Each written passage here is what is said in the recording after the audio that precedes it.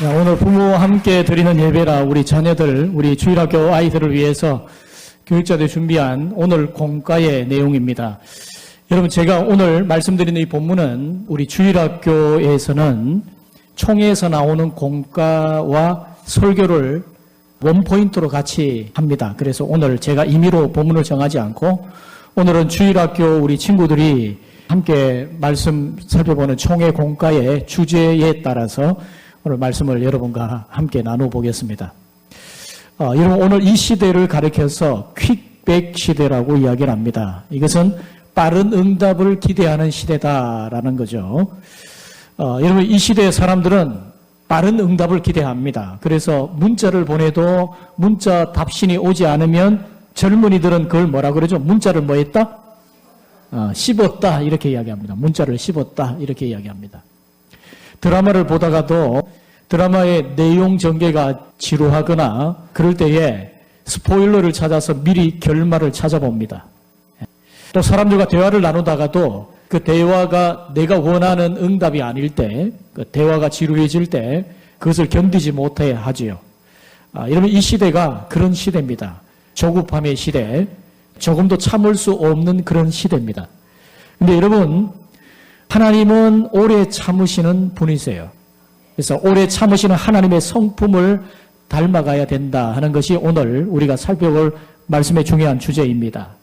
여러분, 우리의 신앙생활에도 인내와 오래 참음이 정말 중요합니다. 여러분, 어떤 성도가 이런 기도를 했어요. 인내가 얼마나 중요한지, 그래서 인내를 달라고 하나님 앞에 기도하는데 이런 기도를 합니다. 하나님, 인내를 주시옵소서. 그것도 빨리 주시옵소서. 여러분, 인내가 정말 중요합니다. 인내. 여러분, 우리나라 사람은 되게 성격이 급하고 모든 것을 속성으로 하려는 그런 성향이 있어요. 그것 때문에 때로는 발달하는 산업도 있고 그것으로 인해서 많은 성과를 이루기도 합니다. 근데 문제는 그것 때문에 일어나는 많은 부작용들이 있다는 거죠. 여러분, 우리는 하나님의 오래 참으심의 성품을 배워야 합니다. 자, 우리가 오늘 살펴봤던 이 베드로후서의 말씀은 이렇습니다. 여러분, 베드로가 두 서신서를 씁니다. 베드로전서와 베드로후서 두 편지를 쓰는데 이 편지의 간격이 약 3년 정도 돼요.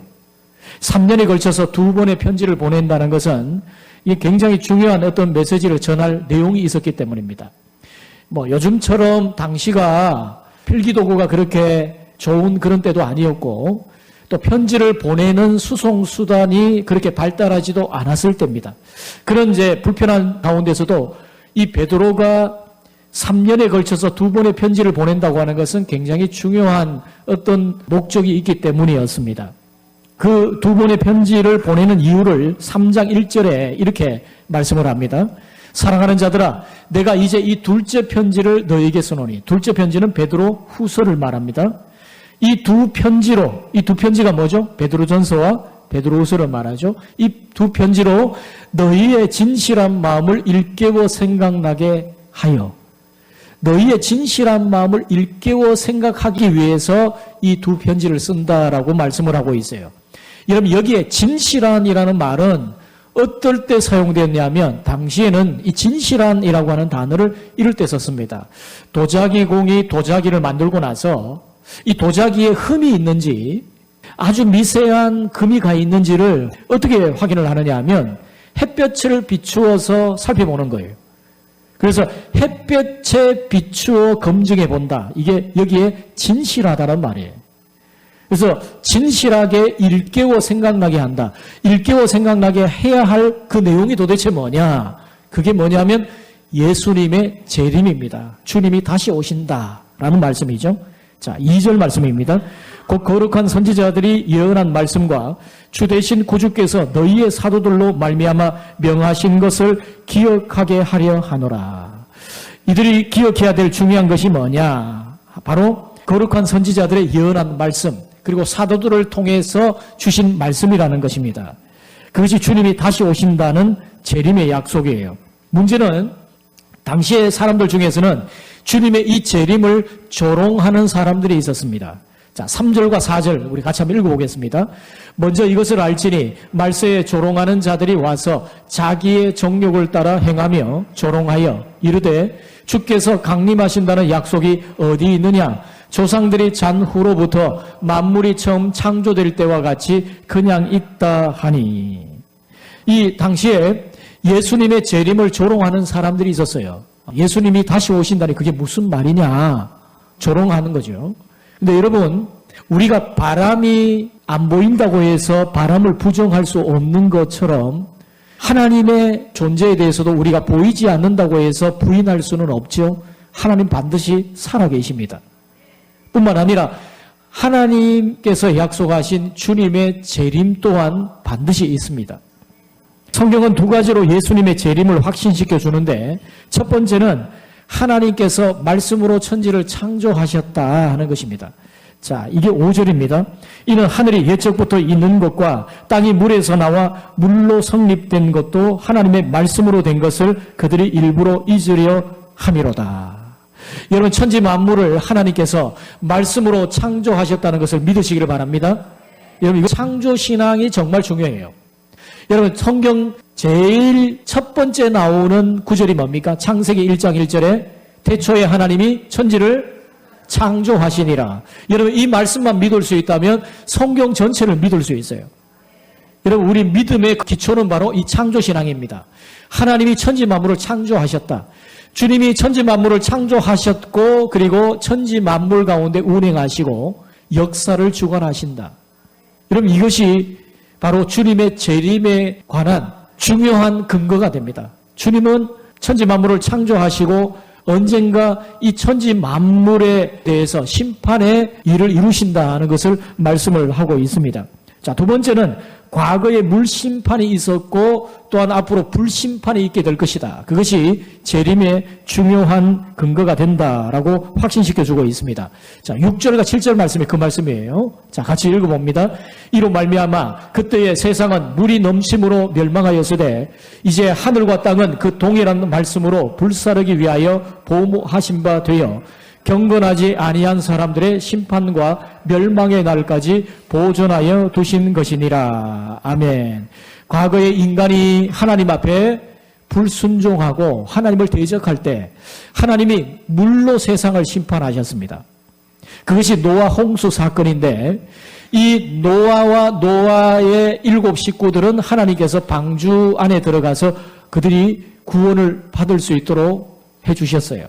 그리고 하나님이 무지개를 통해서 이제 내가 다시 물로 세상을 심판하지 않겠다라고 약속하셨습니다. 이제는 물심판이 아닌 불의 심판이 있게 될 것이다 하는 것이에요. 사랑하는 성도 여러분, 주님은 반드시 다시 오십니다. 그 주님은 오실 뿐만 아니라 반드시 심판하시는 주님으로 오게 되실 거라는 거예요. 그런데 그 앞으로의 심판은 불심판이 될 것이다 라는 것입니다. 여러분, 우리는 이 노아 홍수의 심판과 소돔과 고모라 성의 불심판에 대해서 교훈을 얻을 수 있어야 돼요. 비록 이것이 우리에게 일어난 일은 아니지만 우리는 그런 사건을 타산지석으로 삼아서 교훈을 얻을 수 있어야 됩니다. 여러분, 이솝 우화에 보면 이런 이야기가 나와요. 사자와 여우와 당나귀 셋이서 사냥을 갔답니다. 그래서 사냥을 하고 나서 사냥감을 나누는데 사자가 당나귀에게 네가 한번 나눠보라 했어요. 그러니까 당나귀가 셋이니까 똑같이 동일하게 셋을 나누었어요. 사자가 그걸 보더니 화가 나서 이건 공평하지 못해 그러면서 사자가 당나귀를 잡아먹었어요. 이솝우화입니다. 그리고 나서 이 사자가 여우에게 여우야 네가 한번 나눠봐. 그래서 여우가 나누는데 자기 몫은 아주 작게 그리고 사자의 몫은 아주 많이 해서 분배를 했어요. 그걸 보더니 사자가 굉장히 흡족해하면서 그럼 그렇지 잘 나누었구나. 야 여우야 너 정말 지혜로운데 어떻게 이런 생각을 하게 되었니? 그러니까 여우가 뭐라고 한 줄 압니까? 어떻게는 뭘 당나귀 죽을 때 알았지. 당나귀 죽는 거 보고 내가 깨닫고 알았지. 어떻게 해야 될지를 알았지. 이렇게 이야기했답니다. 여러분, 우리는 다른 사람의 여러 어려움들, 다른 사람의 처한 그런 모습을 통해서 타산지석으로 삼을 수 있어야 돼요. 여러분, 우리는 베드로 후서 2장의 말씀을 통해서 베드로가 노아 홍수의 사건과 소돔과 고모라 성의 심판에 대해서 예를 들면서 이것을 교훈 삼아 주님이 다시 오실 그 심판의 때에 대비를 하고 살아가라고 하는 메시지를 주고 있습니다. 우리는 그래서 미리 깨닫고 있어야 돼요. 여러분, 주님은 반드시 다시 오심을 믿으시기를 바랍니다. 자, 그러면 주님이 왜 이렇게 더디 오시는가? 우리가 생각할 때는 주님이 빨리 오셔야 되는데, 초대교회 당시에도 주님은 내가 속히 오리라 이렇게 말씀하셨는데 왜 주님은 이렇게 더디 오시는가 하는 거예요. 이것이 오늘 제가 전해드릴 말씀의 중요한 핵심입니다. 자, 재림이 더디게 느껴지는 이유가 두 가지가 있는데, 자, 첫 번째는 뭐냐? 주님의 시간과 우리의 시간이 다르기 때문이에요. 8절 말씀이 그 말씀입니다. 같이 한번 읽어보십시다. 사랑하는 자들아, 주께는 하루가 천년 같고 천년이 하루 같다는 이 한 가지를 잊지 말라. 아멘. 여러분, 주님께는 천년이 하루 같고 하루가 천년 같습니다. 우리가 생각하는 물리적인 시간적 개념과 주님의 시간의 개념은 달라요. 주님은 시간의 주인이 되십니다. 그래서 주님께서 영원 가운데 거하시는 분이시기 때문에 그분에게 있어서의 천년은 잠시 지나가는 하루와도 같을 수가 있어요. 때로는 하루가 천년 같을 수도 있다는 것입니다. 여러분, 일전에 제가 여러분에 말씀드렸는데 어떤 사람이 이 말씀을 딱 묵상을 하다가 하나님께 이렇게 기도를 했어요. 하나님, 하나님께는 천년이 하루 같고 하루가 천년 같죠? 하나님 말씀합니다. 그렇지, 맞아. 너 말씀 잘 보고 있구나. 자, 그러면 하나님께는 몇십억 달러도 1달러와 같겠네요. 그럼 그렇지. 내가 모든 것을 소유했으니까 천지 만물의 모든 것이 내가 주인이니까 그렇지. 그러자 이 사람이 빙긋이 웃더니 하나님께 이렇게 말합니다. 하나님, 하나님의 1달러를 제게 주세요. 이거 몇십억 달러를 달라는 겁니다. 그러자 하나님이 그럼 내가 줄게. 하루를 기다려라. 내 시간으로 천년 기다리라 그 말입니다. 여러분, 우리가 생각하는 시간의 개념과 하나님이 보시는 시간의 개념은 다릅니다. 그분은 시간의 주인이시고 영원부터 영원까지 존재하시는 분으로서 그분에게 있어서 천년은 하루와 같아요. 그래서 주님의 재림이 더디 오는 이유도 우리의 시간표는 더디 느껴질지라도 주님의 시간 개념이 우리와 다르기 때문입니다. 자, 두 번째로 오래 참으시는 하나님의 성품 때문이에요. 자, 9절에 그렇게 말씀합니다. 같이 읽습니다.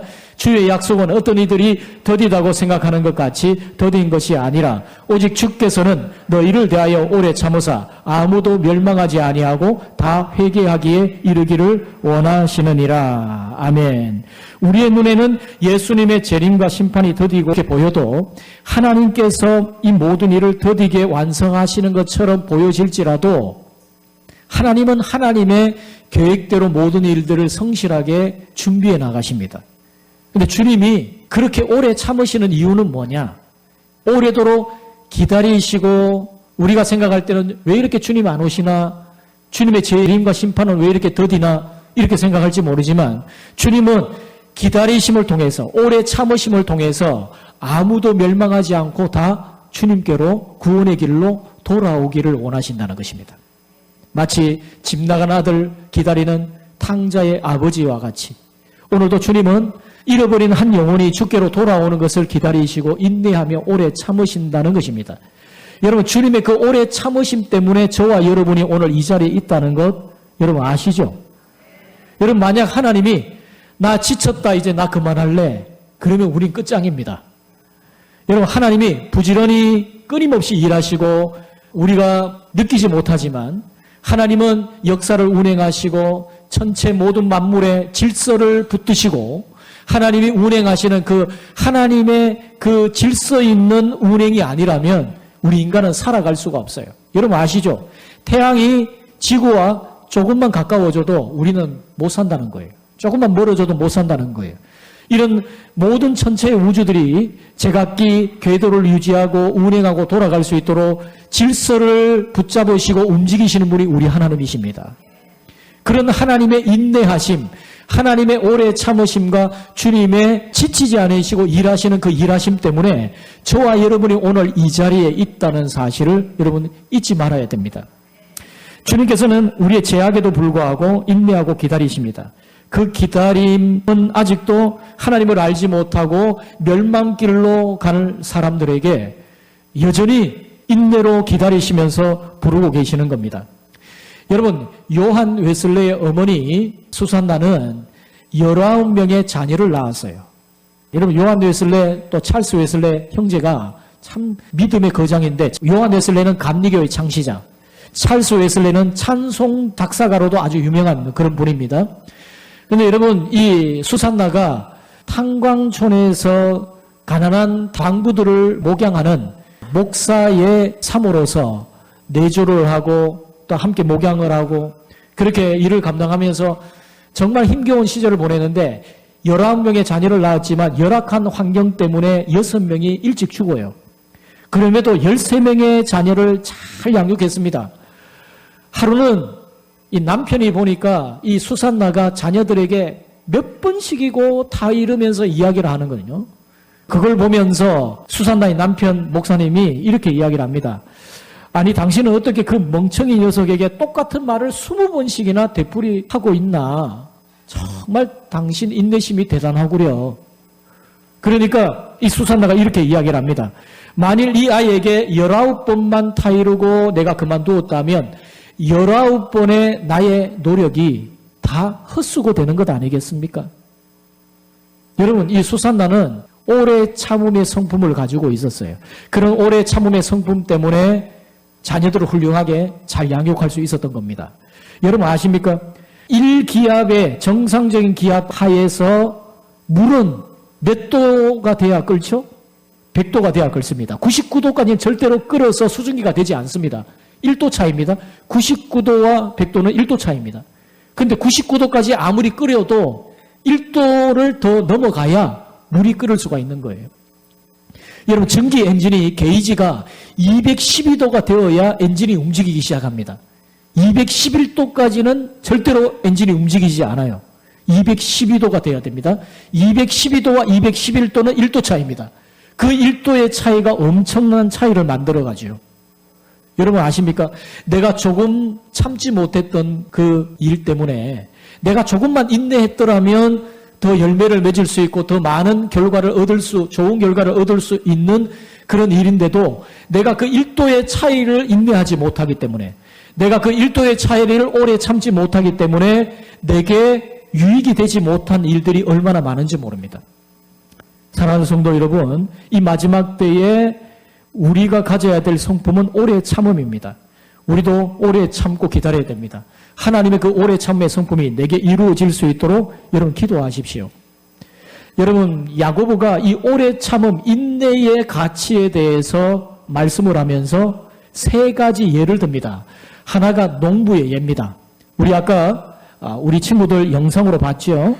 그 영상으로 봤던 그 내용에 농부가 인내하고 오래도록 열심을 다해서 씨를 뿌리고 잘 가꿀 때에 좋은 수확이 있다시피 여러분, 농부의 그 인내가 있습니다. 농부는 인내하면서 기다리며 일을 합니다. 그 다음에 2번째, 선지자의 예를 들어요. 선지자가 많은 핍박과 조롱 속에서도 끊임없이 하나님의 말씀을 인내하며 선포했다는 것입니다. 3번째 예가 욥의 인내예요. 보라, 우리가 인내하는 자를 복되다 하나니 욥의 인내를 우리가 보았고 주께서 주신 결말을 보았거니와 이렇게 말씀합니다. 욥이 인내함으로 인하여서 갑절의 축복을 받게 되었던 그 말씀을 예로 들어서 말씀을 하고 있는 겁니다. 여러분, 사람이 살면서 힘든 것 중에 하나가 기다리는 거예요. 어떤 그 시간을 정해놓고 기다리는 것도 우리가 힘든데 막연히 기다리는 건 정말 어렵지 않습니까? 근데 여러분, 기억해야 될 것이 있어요. 좋은 것은 절대로 저절로 이루어지지 않는다는 겁니다. 여러분, 성경에 하나님의 약속을 받고 오랜 시간 기다림의 시간을 보낸 성경 인물들이 얼마나 많습니까? 여러분, 요셉이 하나님께서 주신 그 비전의 꿈을 꾸게 하시죠. 형들의 곡식단이 자기의 곡식단에 절을 하고 해와 달과 11별이 자기에게 절을 하는, 그것은 장래에 자기가 하나님이 세우실 귀한 인물로 세워질 것을 주는 꿈과 비전에 관한 그런 내용입니다. 그런데 그 꿈을 꾸고 나서 10수년이 지나야 그가 총리가 되어 영광의 자리에 앉는 것이 그 결과가 나타나지 않습니까? 시간이 필요한 거예요. 여러분, 모세는 어떻습니까? 바로왕의 공주의 아들로서 애굽의 고급 학문을 다 배우고 40세가 되었을 때 자기는 출애굽의 영도자로 쓰임받을 줄 알았습니다. 그런데 그가 정작 하나님 앞에 출애굽의 영도자로 쓰임받을 수 있게 되었던 것은 80세가 되어서 그로부터 40년이 지난 다음이었어요. 여러분, 다윗이 기름 부음을 받아서 왕으로 선포된 것은 일찍 되었지만 그가 정작 왕으로서 사람들에게 인정을 받고 왕자에 앉게 되기까지 얼마나 많은 숱한 세월들이 지나가야 했습니까? 여러분, 이처럼 하나님은 약속을 주시고 때로는 기다리게 하십니다. 그 기다림의 세월을 통해서 나의 성품을 다듬어 가시고 하나님의 오래 참음에 성품이 내 속에 배어지도록 그렇게 만드시는 거예요. 여러분, 좋은 것은 절대로 저절로 이루어지는 것이 없습니다. 그래서 기다림이 축복입니다. 대부분의 경우에 인내하게 하시고 기다리게 하시는데 그것을 통해서 우리의 성품과 인격과 믿음을 주님은 성숙시켜 주십니다. 여러분, 올해 우리 총회 주일학교 아이들의 공과가 성품에 관한 것이거든요. 하나님의 주어진 여러 성품 중에서 제가 볼 때 이 오래 참음의 성품은 굉장히 중요해요. 여러분, 만약 하나님의 오래 참으심이 없으셨다면 어떻게 되었을까요? 하나님이 나 그만할래, 나 지쳤어. 이건 끝장입니다. 하나님의 그 오래 참으심, 하나님의 그 인내로 기다리심 때문에 만물이 운행되어지고 또 저와 여러분이 구원받아 오늘 이 자리에 있다는 사실 여러분 잊지 마십시오. 여러분, 이 시대는 퀵백 시대입니다. 성급하게 결론이 주어지기를 원하는 그런 시대 아닙니까? 그런 시대 속에서 우리가 기다릴 줄 모르는 이 시대, 인내할 줄 모르는 조급한 시대에 주님의 오래 참음의 성품을 닮아서 더욱 주님께 영광 돌려드리고 우리의 삶에 아주 값진 좋은 열매들이 풍성하게 맺어지는 은혜가 있기를 주님의 이름으로 축원드립니다.